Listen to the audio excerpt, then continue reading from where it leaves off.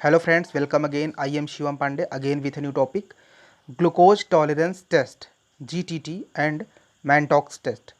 ये जो दो इम्पॉर्टेंट टेस्ट है ये बहुत इम्पॉर्टेंट टेस्ट है और इसको हम बहुत इजीली कॉन्सेप्चुअल तरीके से इसको हम पॉइंट आउट करते हैं, क्लियर करते हैं यहाँ पे। तो यहाँ पे जो ग्लूकोज टॉलरेंस टेस्ट है और मैनटॉक्स टेस्ट है, एक्चुअली में इसके बहुत सारे नाम हैं मैनटॉक्स टेस्ट के। मैनटॉक्स टेस्ट को और भी नाम से जानते हैं इसको, मेंडल मैनटॉक्स टेस्ट, जो कि साइंटिस्ट मेंडल भी इसमें शामिल हैं डिस्कवरी में। और इसको ट्यूबरकुलिन सेंसिटिविटी टेस्ट भी बोलते हैं। और इसको और भी नाम से जानते हैं मैनटॉक्स स्क्रीनिंग टेस्ट, और ये ग्लूकोज टॉलरेंस टेस्ट होता है।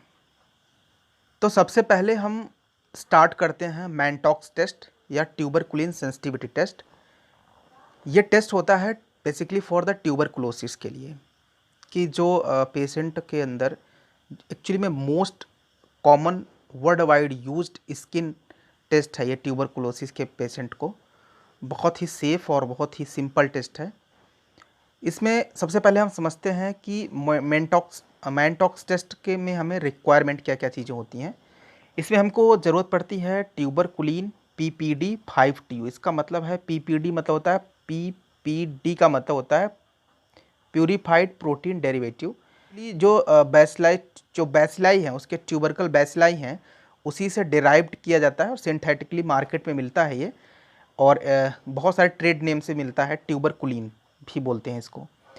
और 70% इथेनॉल फॉर स्टेरलाइजेशन के लिए हमको चाहिए, और 26 नंबर का गेज सिरिंज चाहिए या ट्यूबरकुलिन सिरिंज बोलते हैं, और स्टेराइल कॉटन चाहिए।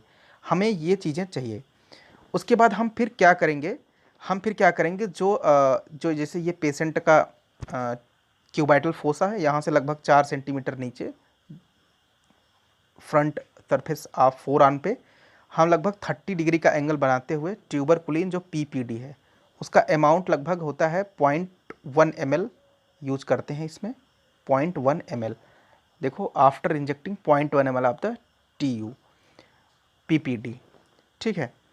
तो ट्यूबरकुलिन यूनिट होता है 0.1 ml।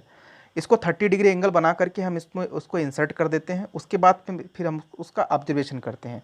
लगभग 48 to 72 आवर्स के बाद हम उसका ऑब्जर्वेशन करते हैं, तो वहाँ पे हमको मिलता है एरिदमा मिलता है और स्वेलिंग मिलती है।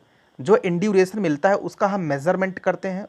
मेज़रमेंट के बेसिस पे इसका एक्चुअली पैथोलॉजी क्या है कि जैसे जब हम इसका ट्यूबरकुलिन इंसर्ट करते हैं तो वो जो बॉडी होती है उसको एज ए एंटीजन एक्सेप्ट करती है। तो यहाँ पे होता है टाइप 4 हाइपर सेंसिटिविटी रिएक्शन, जिसे डिलेड हाइपर सेंसिटिविटी रिएक्शन भी कहते हैं। इसके अगेंस्ट क्या होता है कि जहाँ पे हम इसको इंसर्ट करते हैं वहाँ पे टी सेल्स और लिम्फॉइड सेल्स जो है आ जाती हैं, और यहाँ पे इंट्रैक्शन होने लगता है। और यहाँ पे सेंसिटिविटी जितनी ज़्यादा सेंसिटाइज होता है उतना ज़्यादा स्वेलिंग होती है, उतनी ज़्यादा टी सेल्स और लिम्फॉइड सेल्स जो होती हैं वो आती हैं यहाँ पे। और हम इसमें उसके बाद फिर इसकी टेस्ट को क्लियर करते हैं। अगर जो इंड्यूरेशन है वो 10 mm से ज़्यादा है तो इसका मतलब रिएक्टिव केस है, और अगर 5 to 9 mm के बीच में है तो इंटरमीडिएट है, अगर 5 mm से कम है तो नॉन रिएक्टिव केस में कंसिडर करता है। और बहुत सारे ड्रॉबैक भी हैं इस टेस्ट के। The confirmatory test,